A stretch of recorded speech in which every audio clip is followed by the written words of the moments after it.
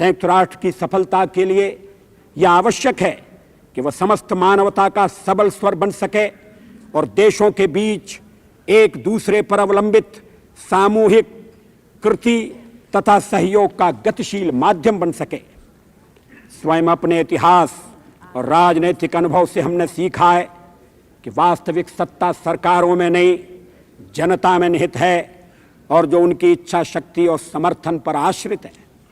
आज से 30 वर्ष पहले महात्मा गांधी के नेतृत्व में जनता ने बिना हथियार उठाए बड़ी हिम्मत से एक शक्तिशाली साम्राज्य का सामना किया और उससे देश को मुक्ति दिलाई।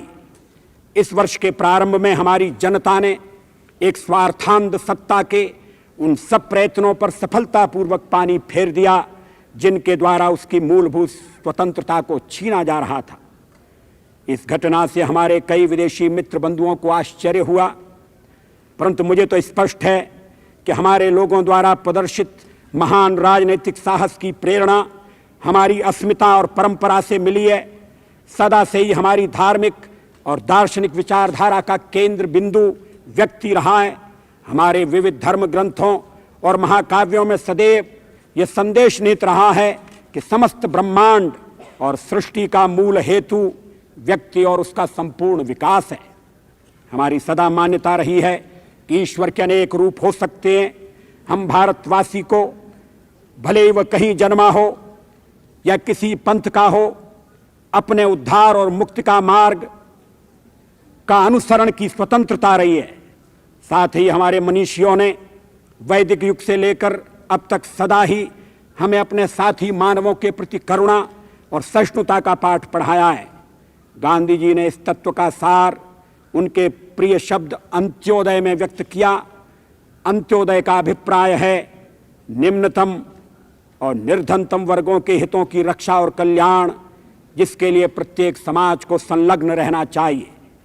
मेरा विश्वास है कि हमारी राष्ट्रीय और अंतर्राष्ट्रीय राजनीति में निरंतर सर्वोच्च स्थान मनुष्य, उसके सुख और कल्याण तथा मानव की आधारभूत एकता को मिलना चाहिए।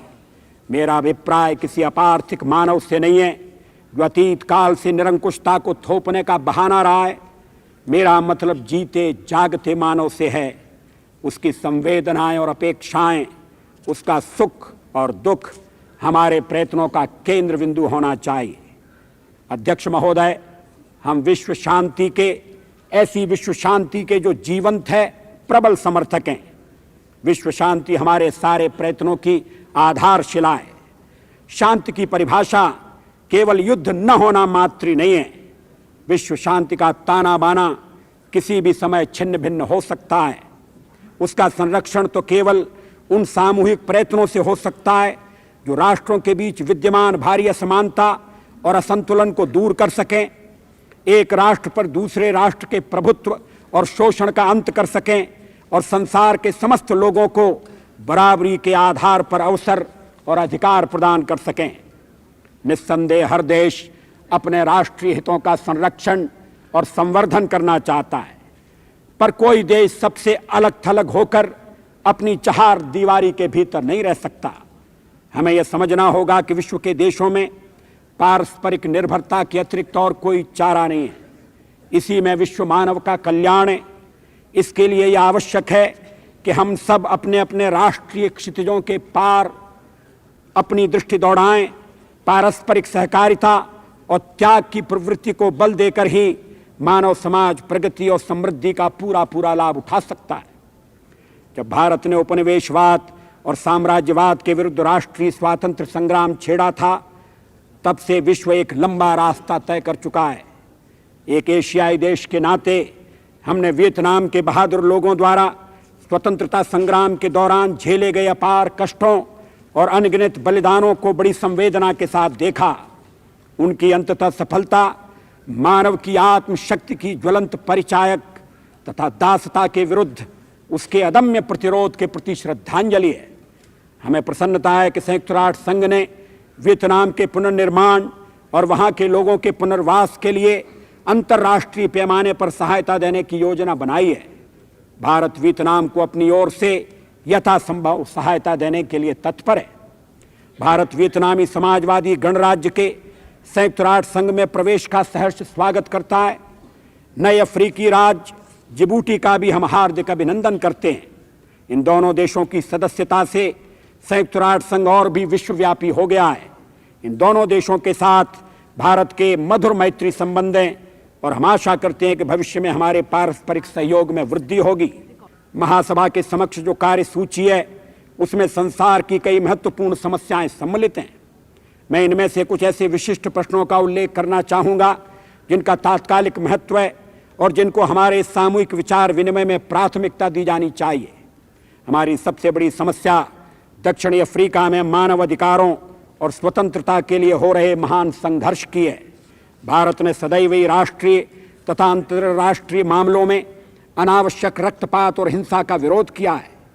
हम अहिंसा में आस्था रखते हैं और चाहते हैं कि विश्व के संघर्षों का समाधान शांति और समझौते के मार्ग से हो।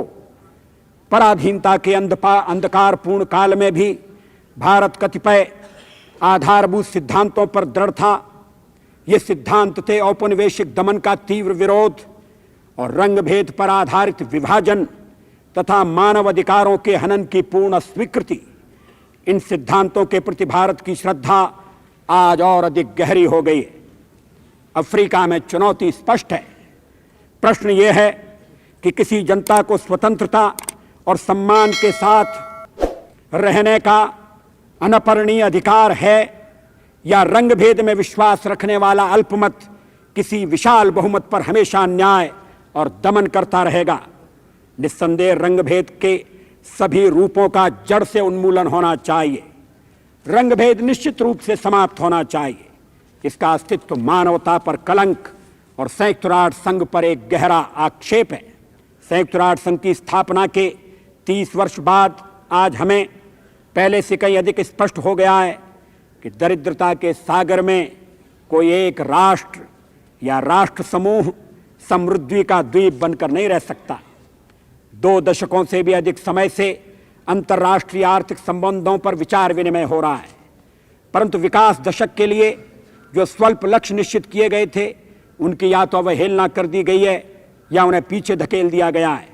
प्रायः दावा किया जाता है कि आधुनिक विज्ञान और तकनीकी प्रगति निर्धनता को दूर करने और उन्नति के लाभों को समस्त संसार में उपलब्ध करने की क्षमता रखती है, किंतु सच्चाई तो यह है कि विकासशील देशों को सही ढंग की तकनीक न मिलने के कारण धनी और निर्धन देशों के बीच की खाई बढ़ती जा रही है। निस्संदेह युद्धोपरांत की दशाब्दियों में अंतर्राष्ट्रीय वाणिज्य का कई गुना विस्तार हुआ है, परंतु उसका लाभ अधिकांशतः विकसित देशों को ही मिला है और उन्हीं देशों के लोगों के आर्थिक विकास तथा जीवन स्तर को ऊंचा उठाने में सहायक हुआ है। विकासशील देशों के लिए विभिन्न व्यापार संबंधी प्रतिबंधों को शिथिल करने तथा निर्यातों के लाभकारी मूल्यों को सुरक्षित रखने की समस्याएं आज भी उसी स्थिति में हैं जो ऊर्जा के संकट के तुरंत बाद थी। तेल आयातक देशों की आर्थिक समस्या इतनी गंभीर हो गई है कि कर्ज के बोझ को निरंतर बढ़ाने के अतिरिक्त उनके सम्मुख कोई अन्य उपचार नहीं दिखाई देता। इसमें संदेह नहीं कि विकसित देशों की अपनी आंतरिक सामाजिक और आर्थिक समस्याएं हैं, लेकिन उन्हें अपने दृष्टिकोणों और नीतियों को तात्कालिक तथा संकीर्ण राष्ट्रीय हितों के ऊपर उठाना आवश्यक है। ये पूछा जा सकता है कि क्या विकसित देशों को आर्थिक ढांचे की समस्याओं के समाधान का युक्ति संगत और प्रबुद्ध रास्ता ये नहीं है कि इन देशों से विकासशील देशों में विशिष्ट मात्रा में वित्तीय और प्रौद्योगिक क्षमता का स्थानांतरण किया जाए। समृद्ध देशों की बेरोजगारी और आर्थिक उथल पुथल का समुचित समाधान संसार के 3 अरब लोगों की क्रय शक्ति में वृद्धि होने पर ही हो सकता है।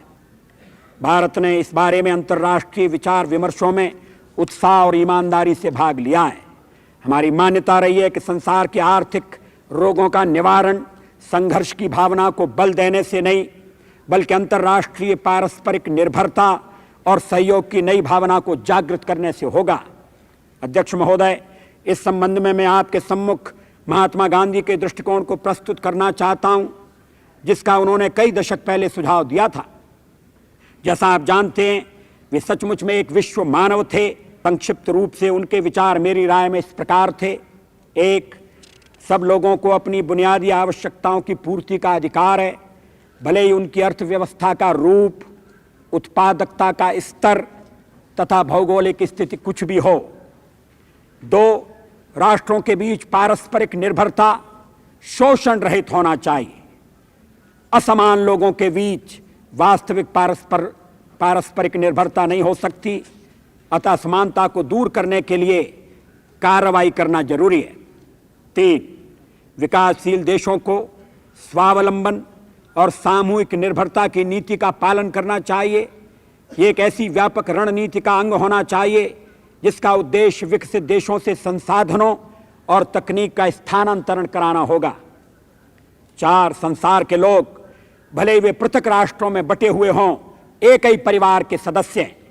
एक सुसंबद्ध विश्व अर्थव्यवस्था की मांग है कि सीमाओं से परे न केवल वस्तुओं, पूंजी के साधनों और तकनीक का आदान प्रदान हो, बल्कि आदमियों का भी आवागमन होता रहे।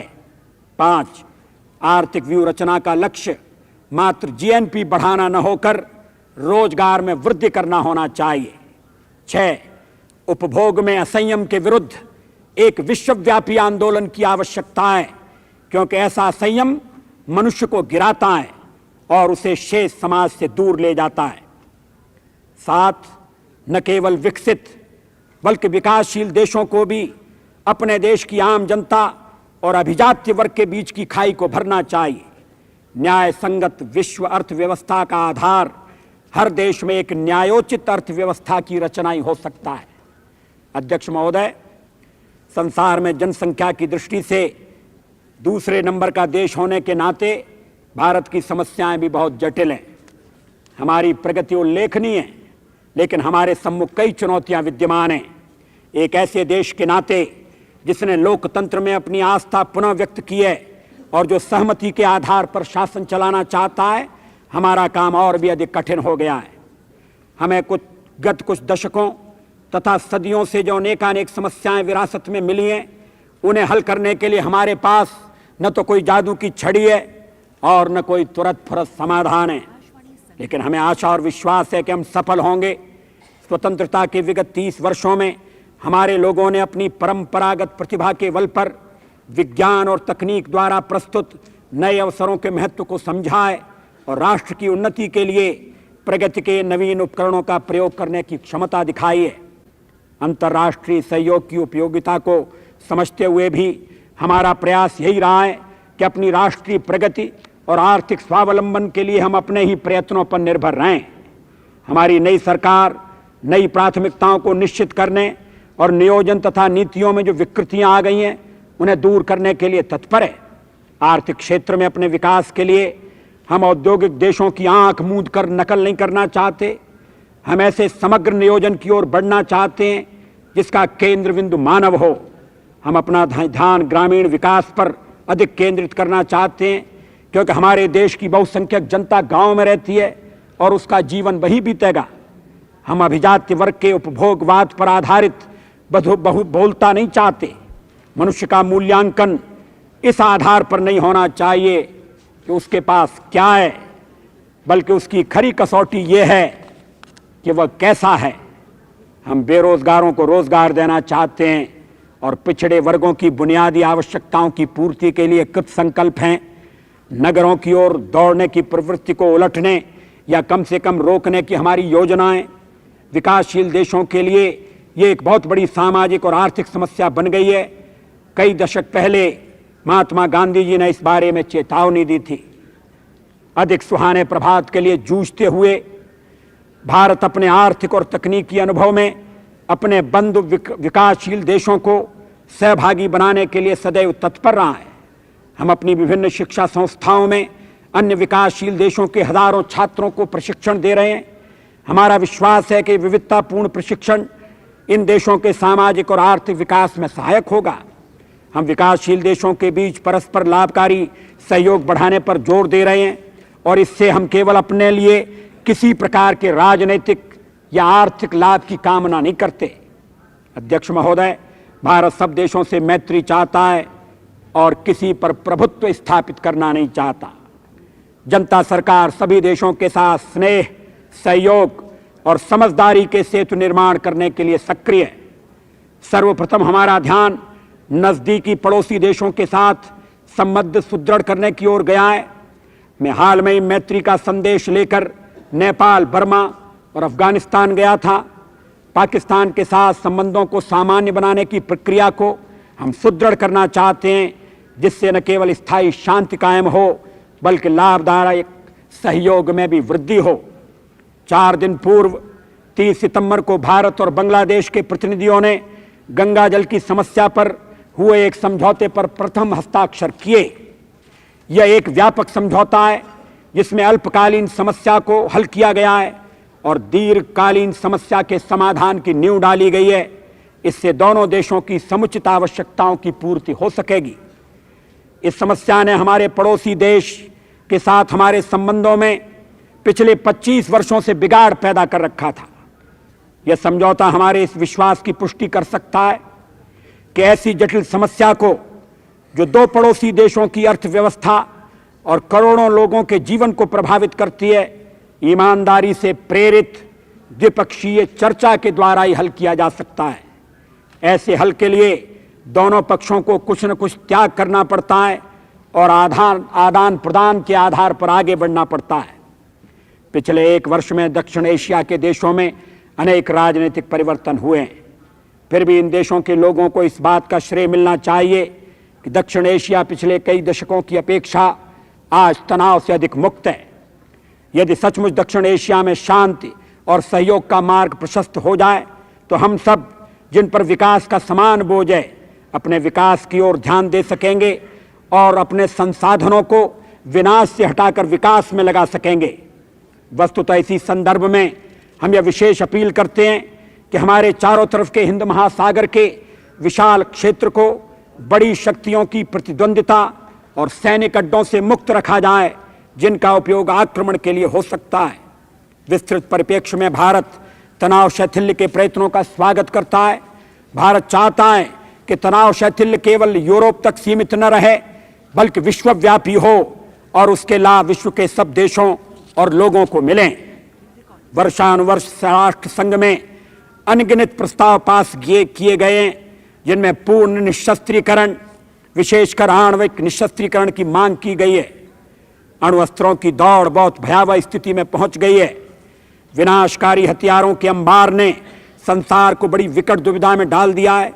हमें कहा जाता है कि युद्ध रोकने के लिए आणविक शस्त्र आवश्यक हैं और यह भी कहा जाता है कि इन शस्त्रों के प्रयोग का डर ही युद्ध की रोकथाम करने में समर्थ हो सकता है। हम इस दावे को स्वीकार नहीं करते। हमारी धारणा है कि आणविक शस्त्र खतरनाक हैं, भले वे एक देश के पास हों, कुछ देशों के पास हों या अनेक देशों के पास हों। हम केवल आणविक शस्त्रों के फैलाव के विरुद्ध नहीं हैं, वस्तुतः हम तो आणविक शस्त्रों के ही खिलाफ हैं। भारत सदा से ही आणविक शस्त्रों को प्राप्त करने और उन्हें विकसित करने का विरोधी रहा है। तथ्य तो यह है कि भारत पहला देश था जिसने राष्ट्र संघ में 20 वर्ष पूर्व समस्त आणविक शस्त्रों के परीक्षण पर रोक लगाने का मसला उठाया था। उस समय बड़ी शक्तियां हमारी बात को सुनने के लिए भी तैयार नहीं थी। जब वे तैयार हुई तो उन्होंने केवल आंशिक परीक्षण प्रतिबंध संधि, पार्शल टेस्ट बैन ट्रीटी पर हस्ताक्षर किए। यह 15 वर्ष पहले की बात है। उस समय दुनिया में हर्ष की लहर दौड़ गई और यह उम्मीद बंधी कि पूर्ण रूपेण परीक्षण प्रतिबंध संधि, कॉम्प्रिहेंसिव टेस्ट बैन ट्रीटी पर भी जल्दी समझौता हो जाएगा। लेकिन हम अभी भी उसकी राह देख रहे हैं। आंशिक प्रतिबंध लागू करने के बाद पहले की बजाय अधिक अणुशस्त्र परीक्षण हुए। भूमिगत शस्त्र परीक्षण तो अभी भी जारी हैं। आणविक निशस्त्रीकरण की दिशा में कोई प्रगति नहीं हुई है। भारत न तो आणविक शस्त्र शक्ति है और न बनना ही चाहता है।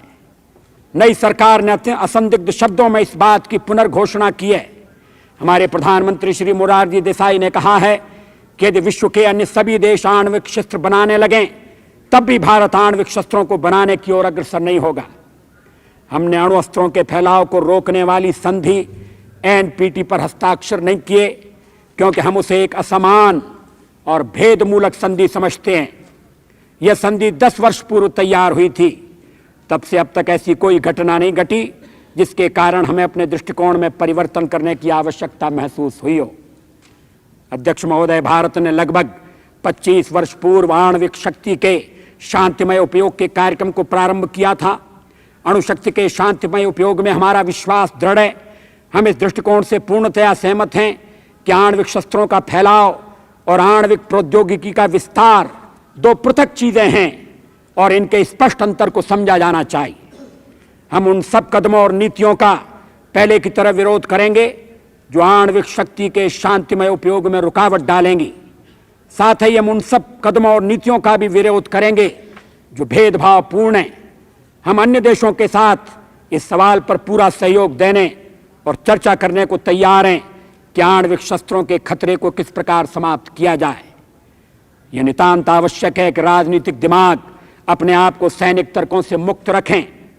यह भी आवश्यक है कि राजनीतिक इच्छा शक्ति विवेक से काम लेकर आणविक शस्त्रों की दौड़ को आणविक निशस्त्रीकरण की दिशा में मोड़ दे। हमें विश्वास है कि आगामी वर्ष निशस्त्रीकरण पर संयुक्त राष्ट्र महासभा का जो विशेष अधिवेशन होने वाला है, उसमें आणविक निशस्त्रीकरण की प्राथमिकताओं को स्पष्ट करने की दिशा में ध्यान केंद्रित होगा और निशस्त्रीकरण के ऐसे उपाय ढूंढे जाएंगे जो एक निश्चित समयावधि में सफलतापूर्वक क्रियान्वित किए जा सकें। पहले ही अंतर्राष्ट्रीय अर्थव्यवस्था की स्थापना में शस्त्रों की निरर्थक दौड़ में विश्व के सीमित संसाधनों के फंसे रहने से देरी हो रही है। वर्तमान कीमतों के आधार पर संसार का कुल सैन्य खर्च 30 अरब डॉलर से अधिक है। इसका 90% विकसित देश खर्च कर रहे हैं, जो विकासशील देशों को दी जाने वाली अधिकृत विकास सहायता ओडीए से 20 गुना अधिक है। यदि शस्त्रों पर किए जाने वाले व्यय में 5% भी कमी हो जाए तो उससे विकासशील देशों को अपने सामान्य आर्थिक लक्ष्य प्राप्त करने में भारी सहायता मिलेगी। अतः निशस्त्रीकरण न केवल शांति तथा सुरक्षा के लिए बल्कि त्वरित आर्थिक सामाजिक प्रगति के लिए भी महत्वपूर्ण है। इसमें संदेह नहीं कि हमें काफी कुछ करना अभी बाकी है। हम अक्सर इच्छा शक्ति या प्रगति की कमी की शिकायत करते रहते हैं, लेकिन हमें हताश या निराश होने की जरूरत नहीं है। कई विफलताओं के बावजूद भी राष्ट्र संघ की उपलब्धियां बड़ी प्रभावशाली रही हैं। मैं ILO, WHO, UNESCO, UNICEF, FAO, UNCTAD, UNIDO और संयुक्त राष्ट्र संघ की अन्य संस्थाओं की काम की प्रशंसा करना चाहता हूं। यदि इन्हें पर्याप्त धनराशि मिले तो ये संस्थाएं मानव व्यथाओं का निवारण करने और मानव कल्याण को बढ़ाने की दिशा में और भी बहुत काम कर सकती हैं। एक उदाहरण विश्व स्वास्थ्य संगठन द्वारा मलेरिया के उन्मूलन के लिए किए गए उपाय हैं। आज मलेरिया पुनः अपना सिर उठा रहा है। इसके निराकरण के लिए WHO द्वारा बनाए गए कार्यक्रम में लगभग 45 करोड़ डॉलर लगेंगे। यह राशि संसार में प्रतिदिन होने वाले सैनिक खर्च से आधी है, फिर भी धन के अभाव में यह कार्यक्रम पिछड़ रहा है। अध्यक्ष महोदय, भारत का विश्वास है कि राष्ट्र संघ का एक विश्व संगठन के रूप में समर्थन, सुदृढ़ीकरण तथा विकास होना चाहिए, जिससे न केवल विश्व शांति का संरक्षण तथा मानव अधिकारों का संवर्धन हो, बल्कि आर्थिक सहयोग की वृद्धि और राष्ट्रों के क्रियाकलापों में मेल बैठाने के दायित्व का भी वह निर्वाह कर सके। यह अंतर्राष्ट्रीय समाज के सम्मुख एक बड़ा महत्वपूर्ण कार्य है। अंत में मैं अपने भाषण के मूल विषय पर आना चाहता हूं। हमारे सन्मुख महानतम कार्य मानव कल्याण का है, जो मानवता के सम्मुख समुपस्थित सभी समस्याओं को स्वयं में समाहित करता है। यह कार्य मनुष्य की जाति, रंग, संप्रदाय तथा राष्ट्रीयता की परिधि से परे है। हमारी सारी समस्याएं, युद्ध और शांति का प्रश्न, आर्थिक संकट और तीव्र गति से समाप्त हो रहे प्राकृतिक संसाधन, सब हमें एक ही निष्कर्ष पर ले जाते हैं। हमारे इस पारस्परिक निर्भर संसार में हम में से प्रत्येक अपने भाई का रखवाला है। हमारी कार्यसूची का एक सर्वस्पर्शी विषय जो आगामी अनेक वर्षों और दशकों में बना रहेगा, वह है मानव का भविष्य। मानव को यह पृथ्वी विरासत में मिली है और उसने इस धरती का विकास किया है और इससे स्वयं पोषण प्राप्त किया है, यदि हम ये अनुभव करते हैं कि मानव की अस्तित्व रक्षा अनेक करोड़ों मानवों के साथ अभिन्न रूप से जुड़ी हुई है, जैसी कि पहले कभी नहीं थी, तो हमें अपने समय के इस एकमात्र निष्कर्ष पर पहुंच जाएंगे कि राष्ट्रीय प्रभुसत्ता का अंतर्राष्ट्रीय परस्पर निर्भरता के साथ निश्चित रूप से मेल बिठाया जाना चाहिए। मैं भारत की ओर से इस महासभा को आश्वासन देना चाहता हूं कि हम एक विश्व के आदर्शों की प्राप्ति और मानव के कल्याण तथा उसके गौरव के लिए त्याग और बलिदान की बेला में कभी पीछे नहीं रहेंगे। जय जगत।